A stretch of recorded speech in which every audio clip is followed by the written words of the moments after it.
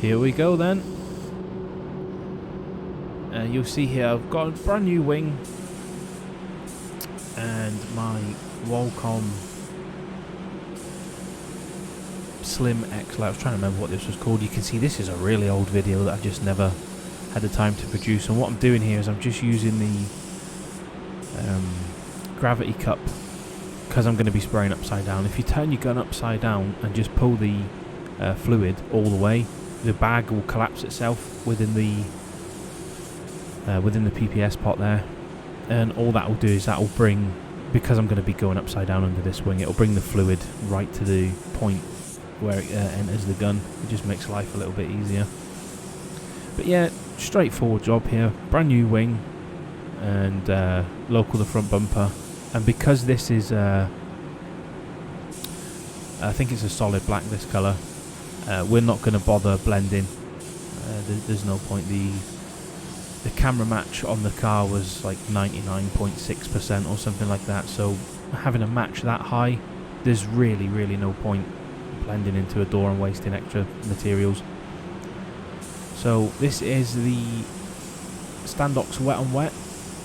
I can't remember which way the numbers go around. This is such a long time ago this video was recorded, but it is Standox Wet on Wet.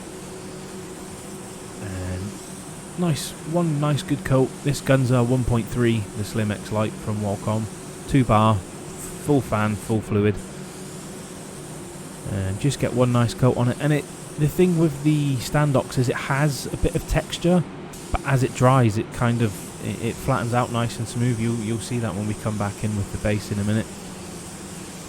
And you want your base coat to look like that as well. It's a weird system, but it really does lend itself to, let me see, I've got a nib in there, but it does lend itself really well to the next coat. And if you just follow the way that they do it, everything works. So I'm using my GTI Pro Light there, the T110 for base, and again we're just using full fluid, full fan, 29 psi, which is 2 bar. I always preach edges, just making sure we're getting in there.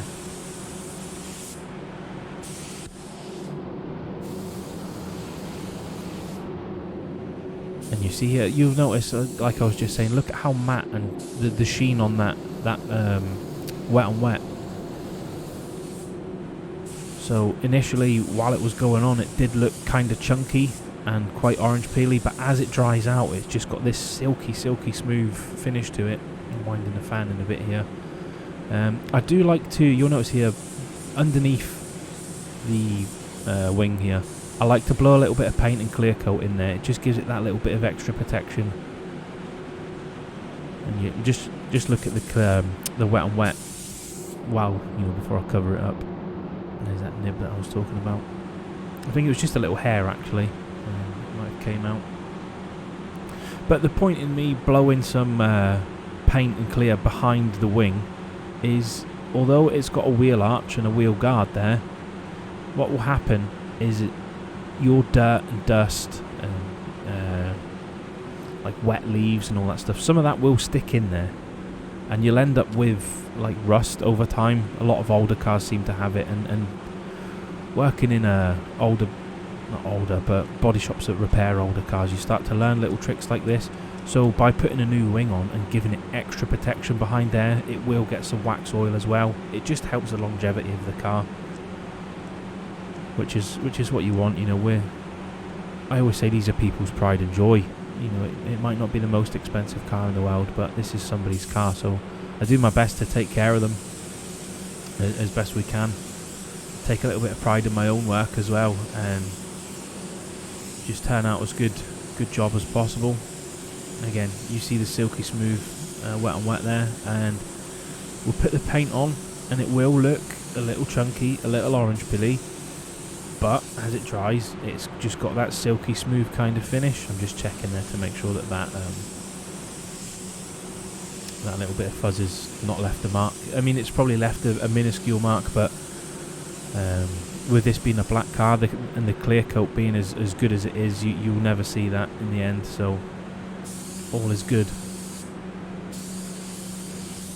Again, just edges, edges, edges. Get down on your hands and knees if you have to. Make sure you've got underneath that bumper. The last thing you want is that going on a ramp later on, and then there being, you know, a spot of that grey primer under there that you haven't missed, you haven't got any paint on. And you have to, you'd probably have to do the same sort of local afterwards. So, you know, it's not the nicest thing to get on your hands and knees to have to paint stuff, but this is the job we're in.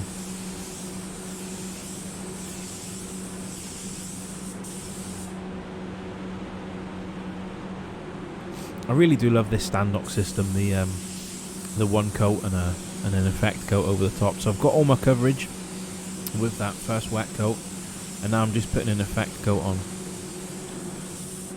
Like I say, I'm not sure. I'm pretty sure this was a solid black, but if it's a pearl, it's the same sort of thing.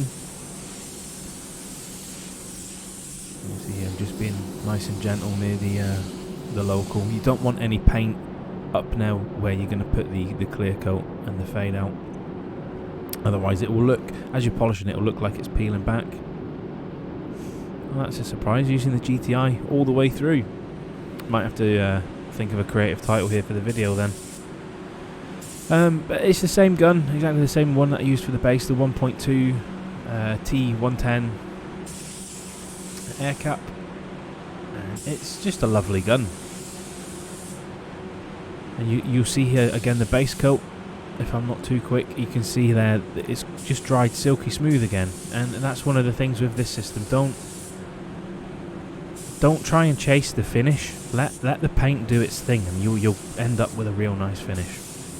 I really, really do rate the Standox system, or I should say the Exalta system, because they do have Spizeka High-Tech is essentially the same product. It's a more high-end version of it. I do think they have slightly better tinters and things like that, but this Standox system is phenomenal. You see, I'm just opening the fan all the way out again. And just coming in with my first coat, which is kind of a 75% coat. It's not fully wet, but it's not a dry coat either. It's not like a grip and a rip. I do want to have two coats.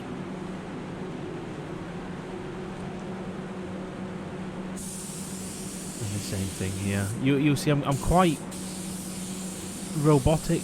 I start in the same place, I finish in the same place, but it allows me to keep track of where I am during the job.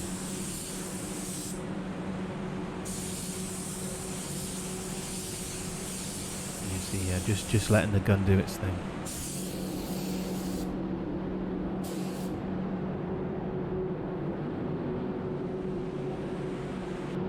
Give it 5 minutes.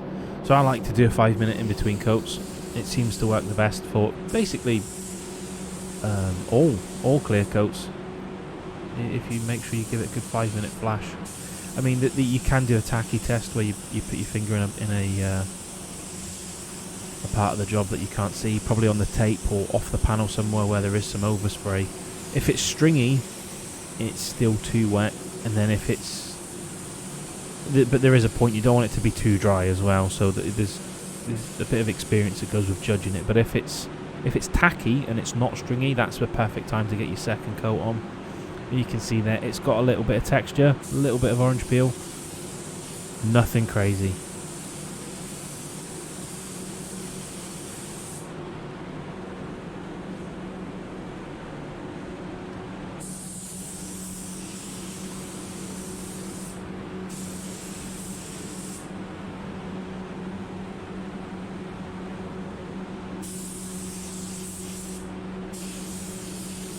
Just making sure that we get under there enough. And you'll notice there that I've got the fade out thinner on the floor ready as well. I like to put mine on as soon as possible. I have done some videos in the past where we put it on during before the first coat. You can put it on first. It does work, and you get a real nice transition. But I have found this Standox aerosol fade out thinner is is a phenomenal product. It does the job. It does exactly what I want when I want it, no matter how I apply it, so I'm happy with that. You'll see as well, I'm just taking the clear coat slightly further than I did the first coat. It just means when it comes to the transition between the old clear coat and the new clear coat, that there isn't such a big build as if there was 2 coats all the way up to the edge. So this is kind of what I was talking about. I'll move that back and I'll put the fade out on first, and then I'll clear coat into it.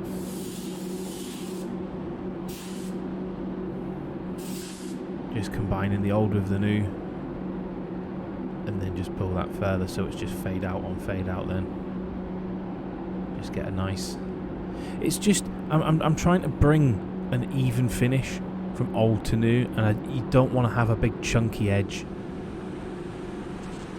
This one's a little bit more cheeky down here because it is low down, but it's the same thing. Just put a nice coat on.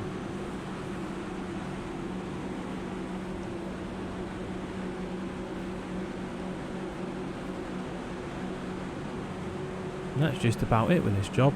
You'll see, give the clear coat enough time on it, and it flows out. It doesn't move a lot, but that's what I was saying. If it's kind of got a little bit of texture to it, it's not a problem. Don't worry so much. You know, there's nothing wrong with this job here at all. Nice and clean, good finish. Happy days. Bolt the wing on, put its wheel back on. I believe it's having a tyre change, this one, and job's a good one.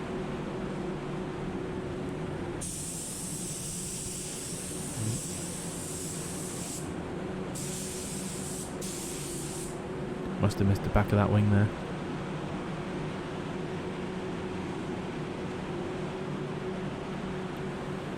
Happy days.